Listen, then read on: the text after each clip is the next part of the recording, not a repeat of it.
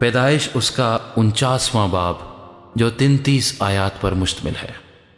اور یعقوب نے اپنے بیٹوں کو یہ کہہ کر بلوایا کہ تم سب جمع ہو جاؤ تاکہ میں تم کو بتاؤں کہ آخری دنوں میں تم پر کیا کیا گزرے گا۔ اے یعقوب کے بیٹوں، جمع ہو کر سنو اور اپنے باپ اسرائیل کی طرف کان لگاؤ۔ اے روبن، تو میرا پہلوٹھا، میری قوت اور میری شاہزوری کا پہلا پھل ہے۔ تو میرے روب کی اور میری طاقت کی شان ہے۔ تو پانی کی طرح بے ثبات ہے، اس لیے تجھے فضیلت نہیں ملے گی، کیونکہ تو اپنے باپ کے بستر پر چڑھا اور تو نے اسے نجس کیا۔ روبن میرے بچھونے پر چڑھ گیا۔ شمعون اور لاوی تو بھائی بھائی ہیں، ان کی تلواریں ظلم کے ہتھیار ہیں۔ اے میری جان، ان کے مشورے میں شریک نہ ہو۔ اے میری بزرگی، ان کی مجلس میں شامل نہ ہو، کیونکہ انہوں نے اپنے غضب میں ایک مرد کو قتل کیا اور اپنی خود رائی سے بیلوں کی کونچیں کاٹیں۔ لعنت ان کے غضب پر، کیونکہ وہ تند تھا، اور ان کے قہر پر، کیونکہ وہ سخت تھا۔ میں انہیں یعقوب میں الگ الگ اور اسرائیل میں پراگندہ کر دوں گا۔ اے یہودا، تیرے بھائی تیری مدح کریں گے، تیرا ہاتھ تیرے دشمنوں کی گردن پر ہوگا، تیرے باپ کی اولاد تیرے آگے سر نگوں ہوگی۔ یہودا شیر ببر کا بچہ ہے۔ اے میرے بیٹے، تو شکار مار کر چل دیا ہے۔ وہ شیر ببر بلکہ شیرنی کی طرح دبک کر بیٹھ گیا، کون اسے چھیڑے؟ یہودا سے سلطنت نہیں چھوٹے گی، اور نہ اس کی نسل سے حکومت کا عصا موقوف ہوگا، جب تک شیلوہ نہ آئے اور قومیں اس کی مطیع ہوں گی۔ وہ اپنا جوان گدھا انگور کے درخت سے اور اپنی گدھی کا بچہ اعلیٰ درجے کے انگور کے درخت سے باندھا کرے گا۔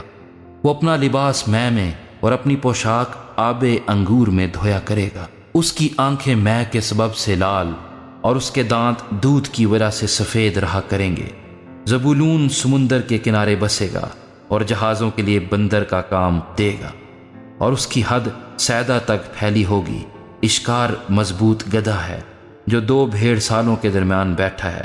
اس نے ایک اچھی آرام گاہ اور خوشنما زمین کو دیکھ کر اپنا کندھا بوجھ اٹھانے کو جھکایا اور بیگار میں غلام کی طرح کام کرنے لگا۔ دان اسرائیل کے قبیلوں میں سے ایک کی مانند اپنے لوگوں کا انصاف کرے گا۔ دان راستے کا سانپ ہے، وہ راہ گزر کا افعی ہے جو گھوڑے کے عقب کو ایسا ڈستا ہے کہ اس کا سوار پچھاڑ کھا کر گر پڑتا ہے۔ اے خداوند، میں تیری نجات کی راہ دیکھتا آیا ہوں۔ جد پر ایک فوج حملہ کرے گی، پر وہ اس کے دمبالا پر چھاپا مارے گا۔ عاشر نفیس اناج پیدا کیا کرے گا اور بادشاہوں کے لائق لذیذ اشیاء مہیا کرے گا۔ نفتالی ایسا ہے جیسے چھوٹی ہوئی ہرنی، وہ میٹھی میٹھی باتیں کرتا ہے۔ یوسف ایک پھلدار پودا ہے، ایسا پھلدار پودا جو پانی کے چشمے کے پاس لگا ہوا ہو اور اس کی شاخیں دیوار پر پھیل گئی ہوں۔ تیر اندازوں نے اسے بہت چھیڑا اور مارا اور ستایا ہے، لیکن اس کی کمان مضبوط رہی، اور اس کے ہاتھوں اور بازوؤں نے یعقوب کے قادر کے ہاتھ سے قوت پائی۔ وہیں سے وہ چوپان اٹھا ہے جو اسرائیل کی چٹان ہے۔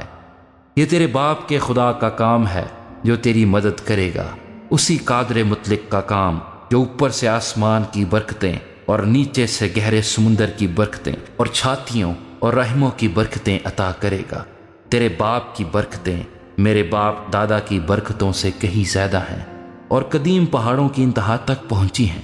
وہ یوسف کے سر بلکہ اس کے سر کی چاندی پر جو اپنے بھائیوں سے جدا ہو کر نازل ہوں گی۔ بنیامین پھاڑنے والا بھیڑیا ہے، وہ صبح کو شکار کھائے گا اور شام کو لوٹ کا مال بانٹے گا۔ اسرائیل کے 12 قبیلے یہی ہیں، اور ان کے باپ نے جو جو باتیں کہہ کر ان کو برکت دی وہ بھی یہی ہیں۔ ہر ایک کو اس کی برکت کے موافق اس نے برکت دی۔ پھر اس نے ان کو حکم دیا اور کہا کہ میں اپنے لوگوں میں شامل ہونے پر ہوں۔ مجھے میرے باپ دادا کے پاس اس مغارہ میں جو فرعون ہتی کے کھیت میں ہے دفن کرنا، یعنی اس مغارہ میں جو ملک کنعان میں ممرے کے سامنے مکفیلا کے کھیت میں ہے، جسے ابراہیم نے کھیت سمیت افرون ہتی سے مول لیا تھا تاکہ گورستان کے لیے وہ اس کی ملکیت بن جائے۔ وہاں انہوں نے ابراہیم کو اور اس کی بیوی سارہ کو دفن کیا، وہیں انہوں نے اسحاق اور اس کی بیوی ربکہ کو دفن کیا، اور وہیں میں نے بھی لیا کو دفن کیا، یعنی اسی کھیت کے مغارہ میں جو بنی ہت سے خریدا تھا۔ اور جب یعقوب اپنے بیٹوں کو وصیت کر چکا تو اس نے اپنے پاؤں بچھونے پر سمیٹ لیے اور دم چھوڑ دیا اور اپنے لوگوں میں جا ملا۔